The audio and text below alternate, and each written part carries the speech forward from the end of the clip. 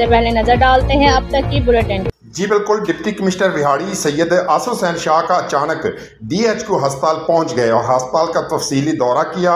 उन्होंने अस्पताल में सफाई बेहतर करने की हिदायत करते हुए कहा कि अस्पताल का माहौल खुशगवार और साफ सुथरा होना चाहिए। अस्पताल के मुआयने के दौरान मरीजों ने अद्वियात बाहर से मंगवाने की शिकायत की, जिस पर डिप्टी कमिश्नर ने MS को जो हुकूमती पॉलिसी के मुताबिक अद्वियात की मुफ्त फराहमी यकीनी बनाने की हिदायत की। मुख्तलिफ वार्ड्स के मुआयने के दौरान डिप्टी कमिश्नर ने तमाम वार्ड्स के एयर कंडीशन फाल करने का हुक्म दिया।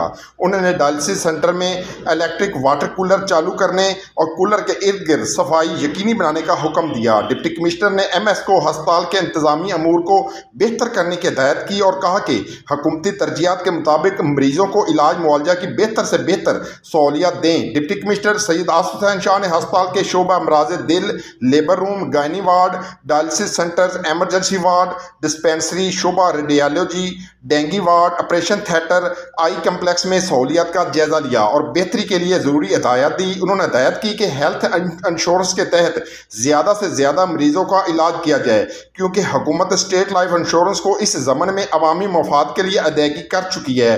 डिप्टी कमिश्नर ने डॉक्टर्स और स्टाफ की हाजिरी चेक की। डॉक्टर्स और स्टाफ को मरीजों से खुश अखलाकी से पेश आने की ताकीद की। जी।